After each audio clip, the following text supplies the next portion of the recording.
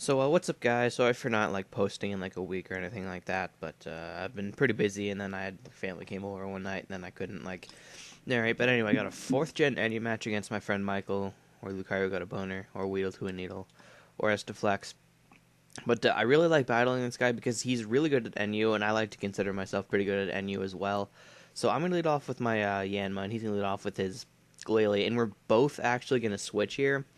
Not really sure why he switched, but I mean, I switched, and he goes into this in his bayonet, and he outspeeds me here and goes for the Destiny Bond, which tells me he is scarfed. So my overheat is actually going to take him out, which is, excuse me, also going to take me out. So that was kind of a bad trade-off, because I'd rather, lose something else besides this Typhlosion, because this Typhlosion is a really big part of my team, and I really need him. But unfortunately, it gets taken down in the second move of the game, or second turn, whatever, it doesn't matter. Which is very, very unfortunate, because he could have been some help later on to me.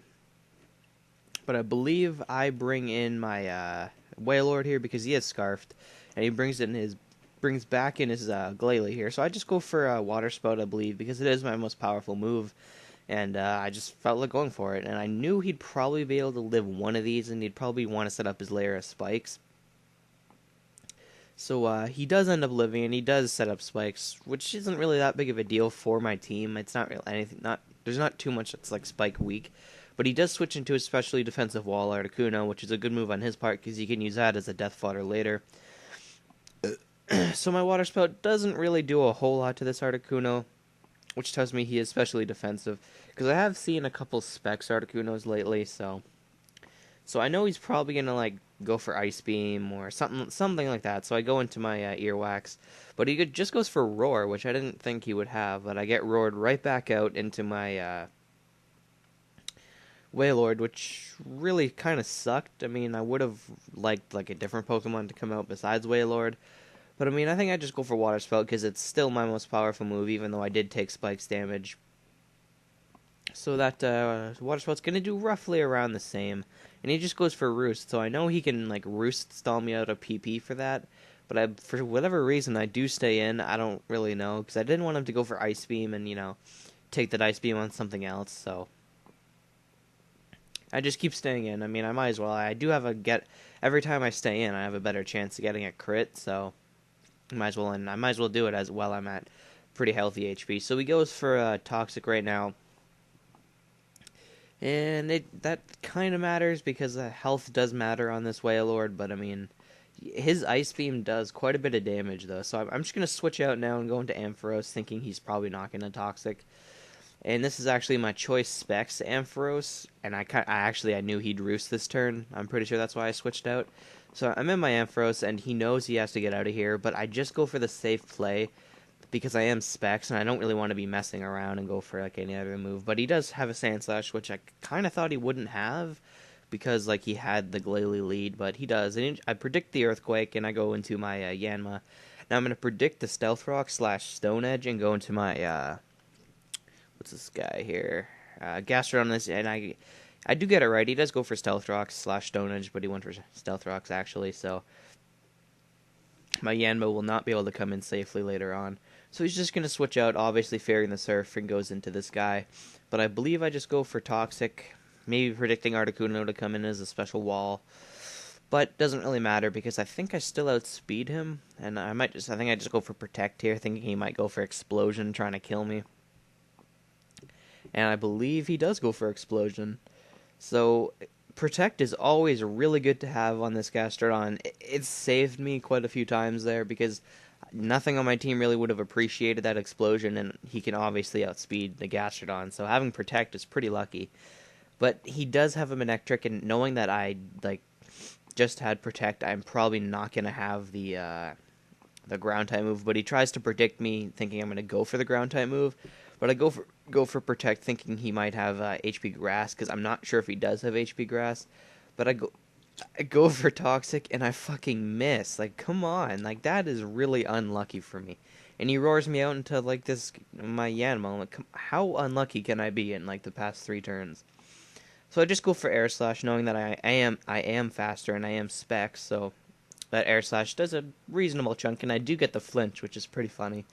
Because it didn't actually really matter at all.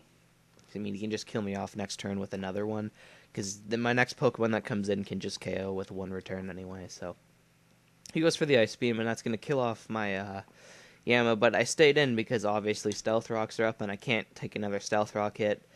So Shuckle goes down, which is pretty sad, but he did his job getting damage on this Articuno, and I believe I bring in Tauros here, and he has nothing on his team that can take this Tauros, like switch in with my return and do some damage back to me, so he's just going to let his Articuno die here.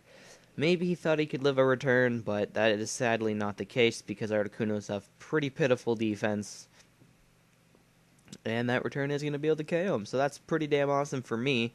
So I forget what the score is here, but I believe I'm winning, or it's a tie right now. So he brings in a Sandslash, knowing that he can probably Earthquake me to death, or 2 Earthquakes. So I switch into my, what's this guy here? Wailord. And here, this was the biggest move in the game. He goes for Earthquake, and he gets a crit on me. And I know I could have been able to live that. I'm like 95% sure I could have lived that Earthquake. And I could have went for like Surf or Hydro Pump, depending on what I have. I forget.